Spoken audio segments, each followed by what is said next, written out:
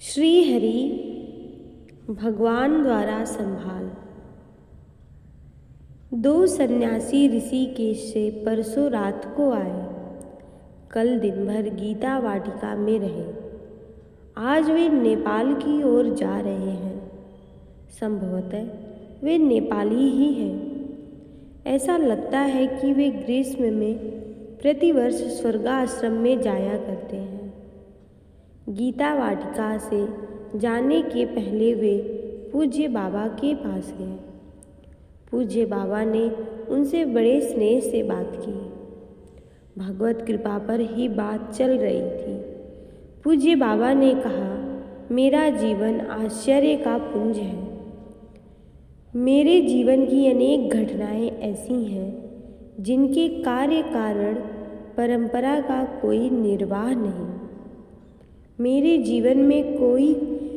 जीवन में वे कार्य कैसे सिद्ध हो गए, उस पर आधुनिक विज्ञान का कोई विद्वान न तनिक विश्वास करेगा और न उसे कोई तर्क से सिद्ध कर पाएगा।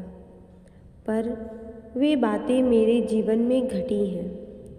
मैं अपने सन्यासी जीवन की बात सुनाता हूँ कि भगवान ने मेरी कितनी निभाई है। सन्यास के पूर्व जब मैं घर पर था तो ऐसा कहा जा सकता है कि मैं दिन में 6 बार खाया करता था। पर सन्यास के बाद मेरी अयाचित वृत्ति थी। भिक्षा के लिए किसी से याचना नहीं करता था। सन्यास लेने के बाद एक दिन भी ऐसा नहीं हुआ कि मुझे पूर्ण उपवास करना पड़ा हो। विचरते विचरते कहीं पेड़ के नीचे ठहर गया। कुछ नहीं हुआ तो रात के समय ही किसी ने आकर कहा कि स्वामी जी महाराज, ये 4 संतरे हैं, इसे आप स्वीकार कर लें। इस प्रकार आयाचित वृत्ति से जब तक भगवान पर निर्भर रहा तब तक उन भगवान की कृपा से कभी भी भूखा नहीं रहा। अब उसी के विपरीत एक और प्रसंग है। जब मेरी भिक्षा की संभाल 3 व्यक्ति रखते थे, तब लगातार 2 दिन तक भूखा रहा। एक दिन की भिक्षा के 72 घंटे बाद भोजन मिला। यह घटना रतनगढ़ की है। वहाँ मैं श्री पोद्दार महाराज, जो कल्याण के आद्य संपादक थे, उनके साथ रह रहा था। श्री पोद्दार महाराज की ख्याति सर्वत्र थी और उनके साथ रहने से मुझे भी सर्वत्र सम्मान मिलता था। रतनगढ़ के करोड़पति सेठ भी आग्रह किया करते थे कि बाबा की भिक्षा मेरी ओर से हो। उन दिनों मेरी भिक्षा जगह जगह से आया करती थी। एक मुनीम जी थे, वे लिख लिया करते थे कि किस दिन भिक्षा किसके यहाँ से आएगी। जब भिक्षा आ जाती तब उस भिक्षा को करवा देने का कार्यभार 3 व्यक्तियों पर था। एक थे श्री दूलीचंद जुजारी, दूसरे थे श्री ओमकार मल जी शर्मा और तीसरे थे श्री दुर्गा दत्त जी। एक बार एक करोड़पति सेठ ने अपनी ओर से भिक्षा मुनीम जी को लिखवा दी। मुनीम जी का कार्य तो केवल लिख लेना था कि भिक्षा किस दिन किस व्यक्ति की ओर से होगी। भिक्षा आई अथवा नहीं आई, ये वे नहीं देखते थे। मैं एक दिन में एक ही बार पाया करता था। उसके बाद कुछ पाने का प्रश्न ही नहीं। जिन्होंने भिक्षा लिखवाई थी उनको भिक्षा करवाने के बाद विस्मृति हो गई। मैं भिक्षा के समय भिक्षा की प्रतीक्षा करने लगा, पर भिक्षा नहीं आई। कुछ देर निकल जाने के बाद फिर मैंने यही सोच लिया कि आज हरि की इच्छा ऐसी ही है। इसके अगले दिन यह भी विचित्र संयोग था कि जिनकी ओर से भिक्षा आने वाली थी वे भी भूल गए। फिर यह दिन भी उपवास में निकल गया। चौथे दिन मैं सीढ़ी से उतर रहा था, पर उतर रहा था धीरे धीरे। आखिरकार शरीर पर प्रकृति के नियम लागू ही होते ही हैं। 2 दिन सर्वथा निराहार रहने से बड़ी कमजोरी आ गई थी। अतः मैं धीरे धीरे उतर रहा था। मेरी गति के धीमेपन को देखकर श्री दूलीचंद को ऐसा लगा कि मेरी तबीयत ठीक नहीं है। श्री दूलीचंद ने लोगों से यह पूछना प्रारंभ किया कि क्या बाबा की तबीयत खराब है। अवश्य ही बाबा को भिक्षा ठीक नहीं मिलती है। बाबा की भिक्षा में कुछ गड़बड़ी है, इसी से तबीयत में गिरावट आ गई है। मैं तो मौन था, अतः मुझे बोलना था नहीं, पर मन ही मन मैंने कहा कि भिक्षा में गड़बड़ ही सही, पर कम से कम वह गड़बड़ भिक्षा तो मिले। चौथे दिन मेरे सामने भिक्षा परोसी गई। मैं भिक्षा पाने लगा।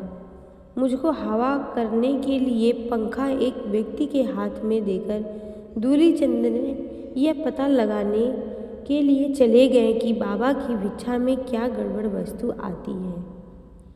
श्री ओमकारमल जी से श्री दूलीचंद ने पूछा, कल भिक्षा आपने कराई क्या? श्री ओमकारमल जी ने कहा, मैंने तो नहीं कराई, हो सकता है श्री दुर्गा दत्त जी ने करवाई हो।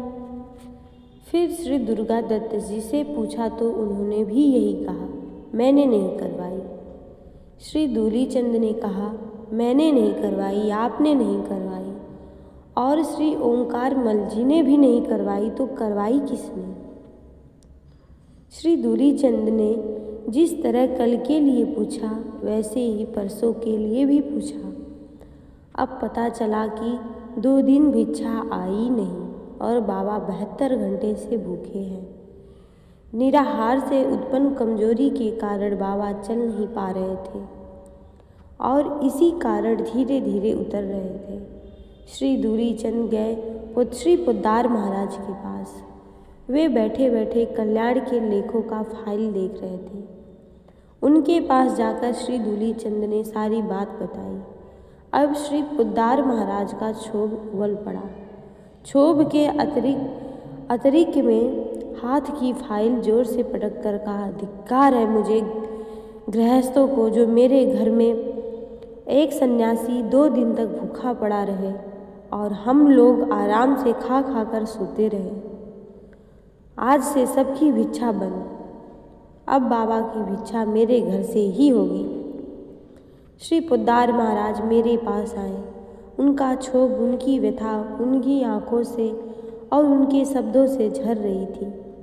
वे बार बार कहने लगे, बस इस प्रमाद के लिए आप क्षमा करें। यह भीषण प्रमाद घटित हुआ है। अब भविष्य में बाहर से भिक्षा का आना बंद। अब भिक्षा केवल मेरे चौके से ही होगी। उन दोनों सज्जनों को जब बात ज्ञात हुआ तब उनके भी पश्चाताप की सीमा नहीं। वे दौड़े दौड़े आए और लगे क्षमा याचना करने। कहने का तात्पर्य यह है कि जब तक भिक्षा की व्यवस्था किसी व्यक्ति पर थी, उस व्यवस्था के रहते मुझे 72 घंटे भूखे रहना पड़ा, और जब भिक्षा की सारी व्यवस्था का सारा भार भगवान पर था, तब कभी भी मुझे भूखा नहीं रहना पड़ा। भगवान ने सदा ही मेरी हर प्रकार से संभाल की है। एक प्रसंग और सुनाता हूँ। यह प्रसंग संभवतः 1937 या 38 का है। मैं कलकत्ता से चूरे जा रहा था। बीच में मैं बिहार के गया स्टेशन पर रुक गया। कहाँ रुकना और कब पुनः यात्रा प्रारंभ करना यह निश्चित था। इस कार्यक्रम के अनुसार कानपुर के तार दे दिया गया था कि मैं अमुक दिनांक को अमुक ट्रेन से इतने बजे पहुंच रहा हूं, जिससे मेरे शौच स्नान भिक्षा की व्यवस्था रहे। मेरे पास रेल टिकट कलकत्ते से चूरू तक की थी। मैं गया स्टेशन पर आया। मुझे विदाई देने राजा साहब श्री कृष्णेश्वर प्रसाद सिंह भी आए। वे लगभग 2-2.5 घंटे मेरे पास रहे। अब रात के लगभग 12 बज रहे थे। मैंने कहा, आप जाएं, जब ट्रेन आएगी तब मैं चढ़ जाऊंगा। कब तक आप खड़े रहेंगे? इसके अलावा एक बात और भी है, यदि आप चले जाएंगे तो मैं कंबल बिछाकर कुछ लेट भी लूँगा। आपके रहते मैं वह भी नहीं कर पाऊँगा। मेरे आग्रह करने पर राजा साहब चले गए। मेरे सामने से 4 ट्रेन आई और चली गई, पर ट्रेन में इतनी भीड़ थी कि डिब्बे में घुसना भी संभव नहीं। व्यवहार की अभद्रता मेरे द्वारा संभव नहीं थी। भीड़ की अधिकता देखकर कोई मुझे चढ़ने नहीं देता था। मैं सोच रहा था उन कानपुर वालों के लिए जो मुझको लेने स्टेशन पर आएंगे तथा मुझको न पाकर कितना परेशान होंगे। रात के 2 बज गए। मैं स्टेशन के प्लेटफार्म पर एक बेंच पर बैठा था। तभी एक युवक मेरे सामने आकर खड़ा हो गया, एकदम गौरवर्ण और खूब हष्ट-पुष्ट। मैं तो उसे पहचान गया। उसका नाम था विजय, मेरे साथ पढ़ता था।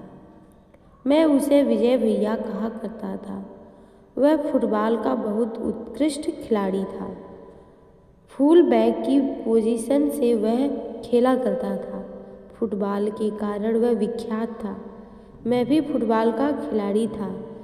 सेंटर फॉरवर्ड की पोजीशन से खेला करता था।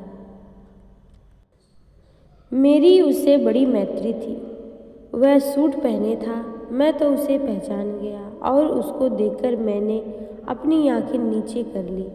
नीचे इसलिए कर ली कि क्यों अपने पुराने मित्रों से मिलूं और क्यों अपने पुरातन संपर्क को पुनर्जीवित बनाऊं। बाद में उसकी बातों से ही पता चला कि वह CID का इंस्पेक्टर बन गया है तथा किसी सरकारी काम से वह स्टेशन पर ही नियुक्त है।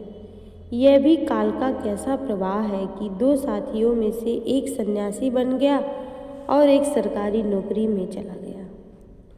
सूट पहने विजय दूर खड़ा होकर एकटक मेरी ओर देखने लगा। मेरे पर अपनी दृष्टि गड़ाकर वह मन ही मन तर्क कर रहा था कि क्या यह वही मेरा मित्र चक्रधर मिश्र है। क्रमशः उसका संदेह दूर होने लगा तथा उसने निश्चित कर लिया कि पहले का चक्रधर मिश्र ही यह सन्यासी है। उसने मेरे प्रति कुछ कहा। मैंने अपनी नज़र ऊपर उठाई। आंखों के 4 होते ही उसके निश्चय की परिपुष्टि हो गई। फिर वह विजय तो वहीं तू की भाषा में बात करने लगा तथा उसने जिज्ञासा व्यक्त की, यह कैसा वेश? मैंने कहा, हाँ विजय भैया, तुम्हारा वह भैया अब सन्यासी हो गया है। उसने तुरंत पूछा, कुछ भोजन किया है कि नहीं? मैंने कहा, मेरे पास से अभी राजा साहब गए हैं, मुझको स्टेशन पर छोड़कर गए हैं। मेरी भिक्षा उनके यहाँ हो चुकी है। फिर विजय ने पूछा, यहाँ कैसे बैठे हैं? मैंने सब बात बता दी। विजय ने कहा, अब ट्रेन में स्थान की व्यवस्था हो जाएगी। उससे बड़े देर कर बात होती रही। इसी बात के बीच में पता चला कि वह CID इंस्पेक्टर हो गया है। ट्रेन के आने पर उसने पूरी एक बर्थ की व्यवस्था कर दी और मैंने आराम से कानपुर तक की यात्रा की। अब आप ही विचार करें कि उस विजय के रूप में भगवतीय कृपा ही तो सक्रिय हुई थी, जिसने उस निराशापूर्ण परिस्थिति की सारी बात सुनकर ढंग से बना दी। मैं कानपुर पहुंचा। जो लेने आए थे वे एक मिल के मैनेजर थे। तार से जिस ट्रेन का संकेत था वह ट्रेन उन्होंने देखी। उसके बाद उन्होंने 2-3 ट्रेन और देखी, पर मैं होता तब ना मैं मिलता। हर बार वे परेशान होकर लौट जाते। मैं जिस ट्रेन में चढ़ा था वह ट्रेन जब कानपुर पहुंची तो मैं ट्रेन से उतरकर एक किनारे खड़ा हो गया। वे मैनेजर मुझको पहचानते थे और न मैं उनको पहचानता था। मुझको सन्यासी देखकर वे मेरे पास आए तथा पूछे, तार से सूचना मिली कि मेरे पास एक सन्यासी आने वाले हैं। उनका अनूप नाम है, क्या आप ही हैं? मैंने विनम्र भाषा में कहा, यह नाम तो मेरा ही है। फिर उन्होंने कहा, कहिए आपकी क्या सेवा करूं? मैं तो कई बार आकर लौट चुका हूँ। आपकी सेवा में कार हाजिर है। मैंने कहा, पहले तो आप गंगा तट पर ले चलें। वहाँ शौच स्नान से निवृत्त होना चाहता हूँ। वे मुझे कार पर चढ़ाकर गंगा जी ले गए। नाव से गंगा जी पार की, शौच से निवृत्त होकर स्नान करके फिर उनके वास स्थान गया। अब पुनः विचार करें कि तार के अनुसार तो मैं कानपुर पहुंचा नहीं, बल्कि उसके बाद भी 1-2 ट्रेन छोड़ चुका था। उसके बाद भी मुझको परेशानी से बचा लेने के लिए उस भगवत कृपा ने उन मैनेजर साहब के अंदर संत सेवा की भावना जागृत कर दी तथा वे स्टेशन पर आए। भगवत कृपा जितनी संभाल करती है उतनी मानवीय शक्ति नहीं कर सकती। जय जय श्री राधे।